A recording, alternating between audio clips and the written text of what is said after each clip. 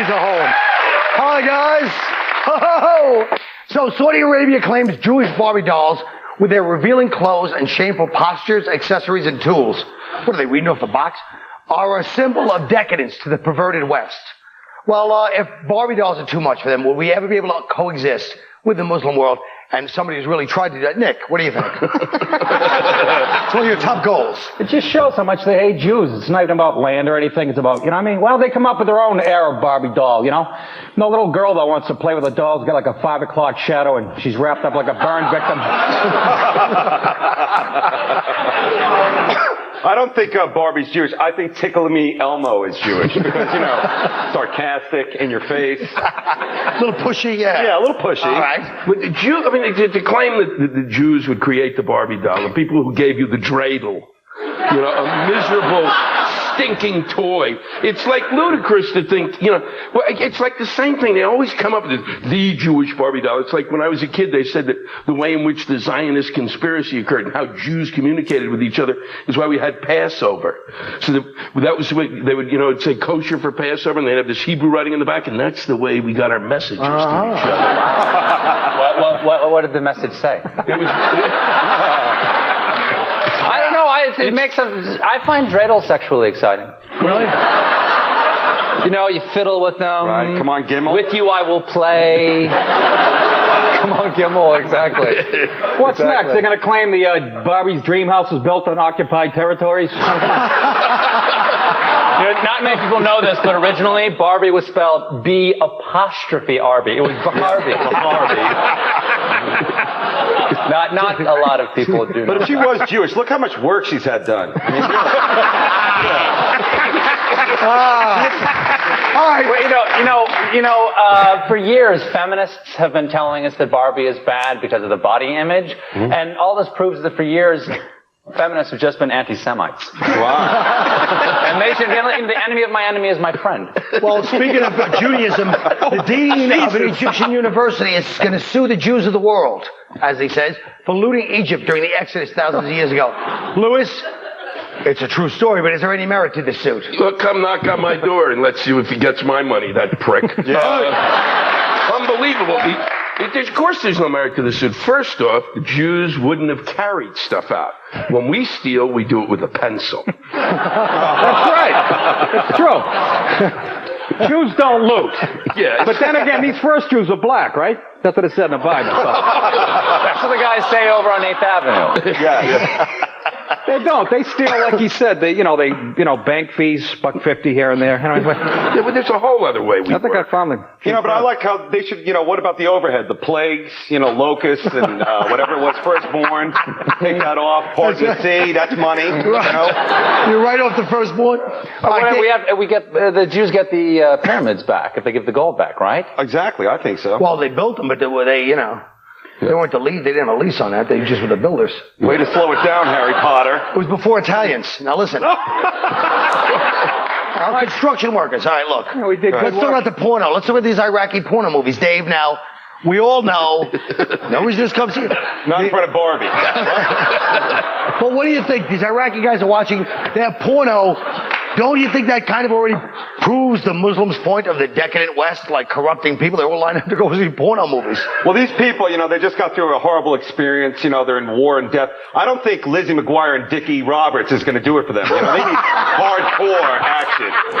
After seeing bloody death and dismemberment, you don't think they want to see Saving Silverman? I don't think so. I don't think any of these movies are going to do it for these people. They're used to a relaxing evening of putting electrocuting a dog or something like that, They're not into his story. Let's put it that way. It's nice to know we have soldiers over there dying, so, Akbar can rub one out in the corner while he's watching. I'm shocked that there are people going to porno houses in Baghdad when Spectrovision is so much more discreet. The name of film does not appear on the bill. You think the floors are sticky at the Lowe's in Times Square? Can you imagine? These guys have been sexually repressed for 20 years now? Like hummus up to your knees. Oh, Oh, yeah. Hey! I think we're onto something here. Instead of like more troops, maybe we should just mobilize our porn stars. Send them over there, you know. Janet Jameson, Ron Jeremy. Just let them, you know, get a feel and a taste of it. Yeah, well, Ron Jeremy looks like an Iraqi, doesn't he? A little bit. Well, once we give them video cameras and they can do it in their own homes and show them to each other, they will be immobilized as we are. Yeah. He's right. That's a good point. Because porn takes a lot of the mean out of you. You know, you don't want to blow anything up. You just kind of want to lay down and have a hot pocket or something. That's true. we gotta put a string of Hooters on the Gaza Strip. I'm telling you. Well, I guess that's it, really. We're going to come right back, folks. And let me tell you something. Don't turn off these commercials. The national economy says watch them. And everything's going to be just fine. Politicians going on television to win votes. Howard Dean was a guest on K Street. John Edwards was on The Daily Show. Arnold was on The Tonight Show, and he's going to be on Oprah. First of all, everybody goes on Oprah, okay? Oprah has Bush and Gore when they were running, talking about their wives. Like that has anything to do with running the country. The best leaders, sadly, were cheaters. JFK, Gandhi, Martin Luther King, not to mention Clinton. All our presidents cheated. George Washington died of syphilis. Okay, and this is the guy that said he could not tell a lie. I chopped down a cherry tree, okay? He must have told a couple of lies. I wouldn't lie about a cherry tree either. But you're telling me he didn't give Martha some nonsense with his, we came home with an STD and she was sitting there lying through his wooden teeth. You stupid Jim David lookalike, George. Now look, all right, let's take a look at some of these.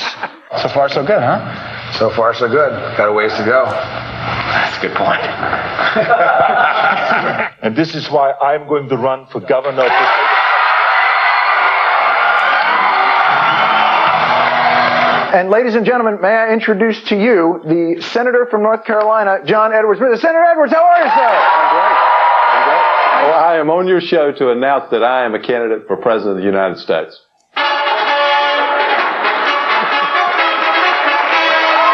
And I guess I should probably tell you now, we're a fake show. Well, what do you think, Stephen? Is this selling out, or is it the mountain coming to Muhammad? Excuse the expression in these times we live. No, I don't think it's selling out, because that implies there's something left to sell. And I think that at this point, if you get to that stage in politics, you've had to pedal your ass so hard on every street corner for money that you're essentially hollow inside. But whose fault do you think that is? Is that the politician, the people that run it, or the whole our society that wants people like say things that make them feel good? I don't understand. How I'm saying could it be society's fault? But whose fault is it that that's what we get for politicians?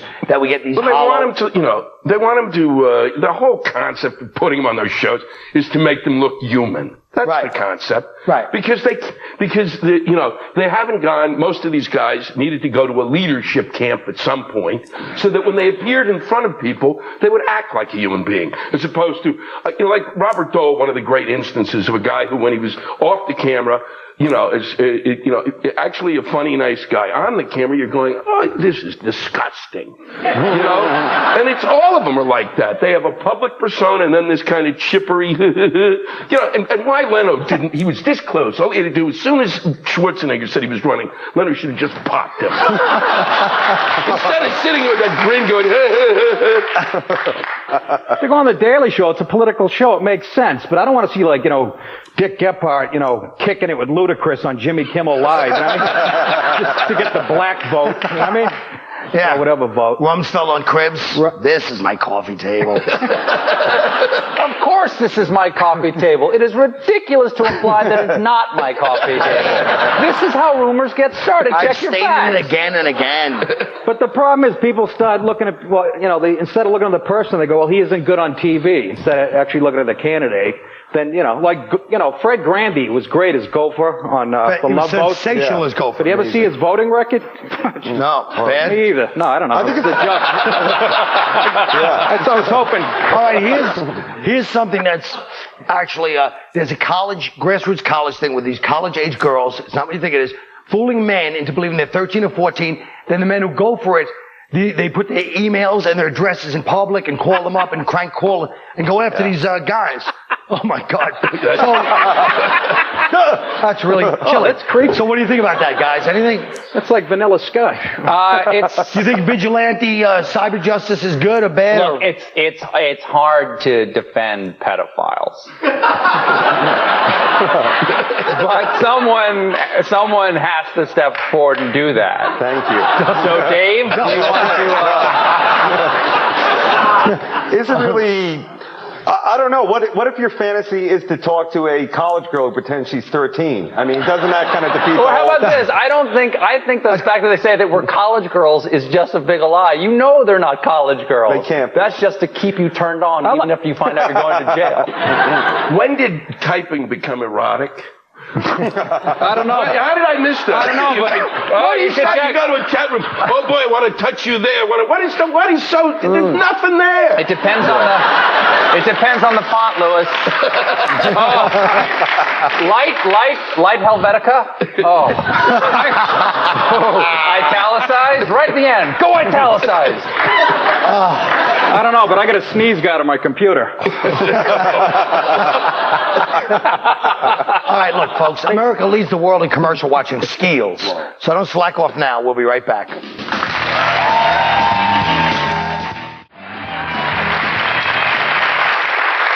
Well, folks, in the last year, over 200,000 immigrants became naturalized American citizens.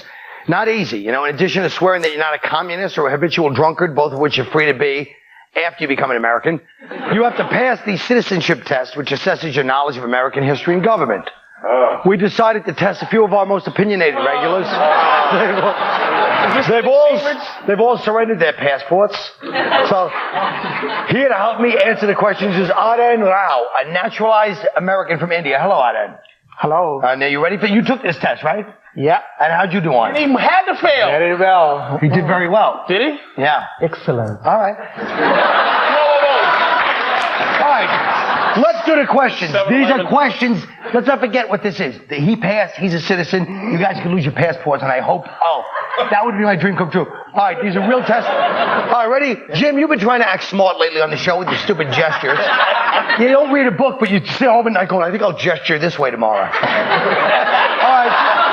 Jim, we'll ask you the first question. Who becomes president of the United States if the president and vice president should die? That's a simple one.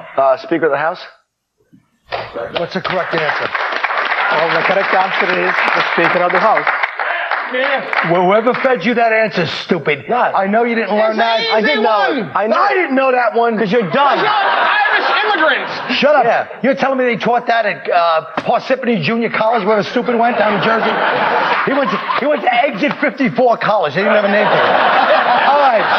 Next up is Keith. Keith, you're from Philadelphia, as we always have to hear. Philadelphia, and I know That's the birthplace of all of it. You should know this one. Who's the main writer of the Decade of Independence? Say it again. Exactly. Yeah. Who's the main writer of the Decade of Independence, baby? The Declaration of Independence. Yeah. Well, Colin, let me tell you something. He don't know. Who wrote it? I do know. Wait a minute, man. Because this guy named Bob in my neighborhood. Right? You really are stupid. In 1973, he told me. He don't know. I do know. He don't even know what a Liberty Bell is. He lived there. The Liberty Bell. He's trying to repair it. He's trying to shellac it. You don't know, do you? You know what? Thomas Jefferson. Just let's move on. He's just retarded. He's right, damn it. Of course he's right. I was going to say that. Why? Because that's his great-grandfather? Yeah. Patrice's great-great-grandfather was Thomas Jefferson. That's my great-great. Damn it. He got yours right, stupid. You didn't know. And you're from Philly. I did know that. Hold up. Okay, Patrice, I don't know if you have to answer this or now Keith has to answer. Who has the power to declare war? The president. Wait a minute. The president, or the Joint Chiefs of Staff, or the Senate, the mayor. Who has the power to declare war? What's the answer? The president. What's the answer? Only the Congress has the power to declare war. The Congress? Now let me say something. Whoa! Wait. George Bush just declared war on Iraq. Nobody else. He thinks his block captain. Now listen. At least At least I know what a Liberty Bell is. I'd say, I would judge it from the way it is. Patrice actually pulled off a couple. Norton pulled off a couple. You really were dumb. I didn't know any of those answers either. You're lucky, or else I'd call you a real ass. But here's what I think both for your passports and your citizenship and what you contributed to my land. And Jim, you did pretty good. Folks, I hope you're a little prouder, a little smarter. We'll be right back after this message.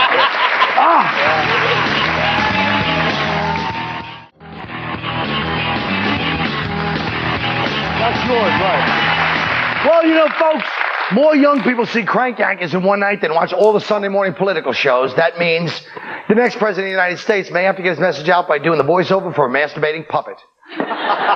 If you were running for office, what non-traditional way would you get your message out to the voters? Boys? Stephen.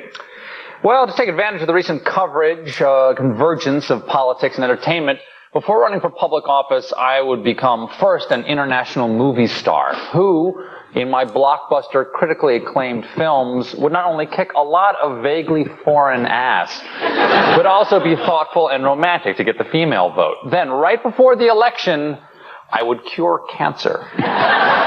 Nothing to do with entertainment, admittedly, but come on. I cured cancer. All right, good enough. Lewis.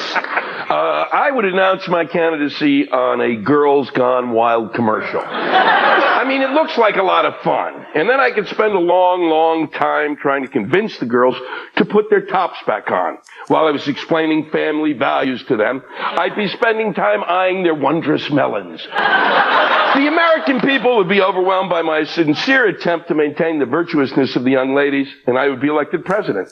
It's that simple. All right. Nick. I'd get my message out by putting my picture and political views on the inside cover of a Domino's pizza box. Remember, they move 200 million of these things a year. What better way to get your message to the people than having it delivered to their front door in a thermal pouch by a guy named Abu, who's been in the country for a total of 20 minutes. He's living proof the system works. And what more captive audience to contemplate your views than a guy who just smoked 2 joints, polished off a deep dish meat lover's pizza, and he's so bloated and stoned he can't quit reading the box over and over again. All right. Dave. Yes. Nice one. All right.